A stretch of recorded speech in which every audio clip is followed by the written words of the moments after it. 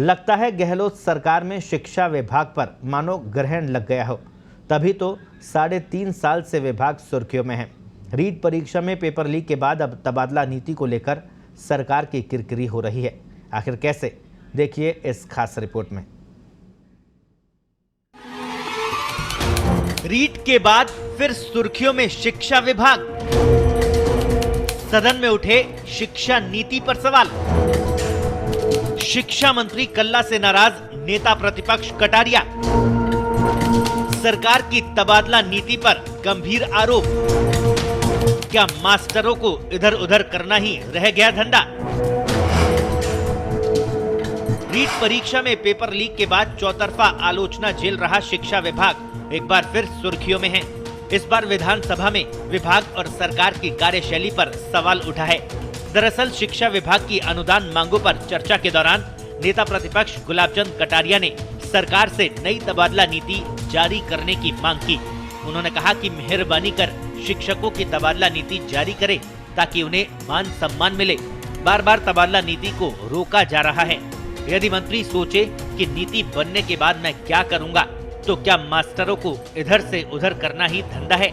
इसके जवाब में शिक्षा मंत्री बी डी कल्ला ने कहा कि शिक्षकों के तबादलों को लेकर राज्य की शिक्षा नीति को अंतिम रूप दिया जा चुका है और जल्द ही इसे जारी किया जाएगा।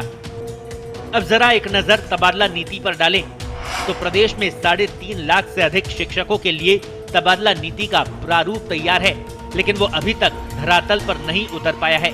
शिक्षकों की तबादला नीति को लेकर सरकारी स्तर पर कई बार प्रयास हुए, लेकिन लागू आज तक नहीं हो सकी। सरकार चाहे कांग्रेस की हो या भाजपा की, तबादलों को लेकर नीति बनाने की कवायद कुछ दिशा निर्देश जारी करने से आगे नहीं बढ़ सकी।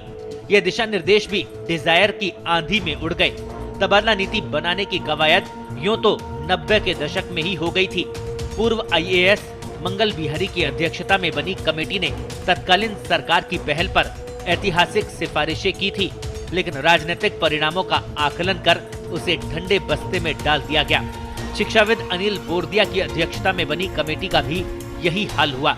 पिछली भाजपा सरकार ने भी तबादला नीति बनाने के लिए मंत्रियों की समिति बनाई थी। इसकी सिफारिशें भी फाइलों में ही दब गई है।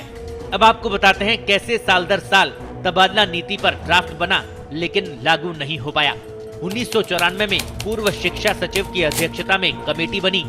समिति ने प्रारूप बना दिया, लेकिन रिपोर्ट लागू नहीं हो सकी।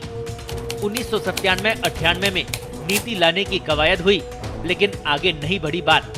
तबादलों को लेकर अलग से निर्देश जरूर जारी किए गए। 2005 में शिक्षकों के तबादलों में राहत देने के लिए दिशा निर्देश जारी किए गए। 2015-18 में तबादलों के लिए मंत्रिमंडलीय समिति के साथ अन्य कमेटी बनाई, लेकिन लागू नहीं हो सका ये प्रारूप। और अब एक नजर देश के अन्य राज्यों में तबादला नीति पर डालें तो हरियाणा में 2017 से ऑनलाइन तबादले हो रहे हैं। उत्तर प्रदेश में 5 जिलों के विकल्प के आधार पर शिक्षकों के तबादले हो रहे हैं। पंजाब में अंकों के आधार पर तबादले हो रहे हैं। राजस्थान में फरवरी 2021 में शिक्षकों की तबादला नीति का प्रारूप तैयार हुआ। मई 2021 में बदलाव कर फाइनल प्रारूप तैयार हुआ, लेकिन अभी तक तबादला नीति लागू नहीं हुई है। 3rd ग्रेड के 80,000 शिक्षकों ने तबादले के लिए ऑनलाइन आवेदन किया हुआ है, लेकिन आज तक तबादले नहीं हुए।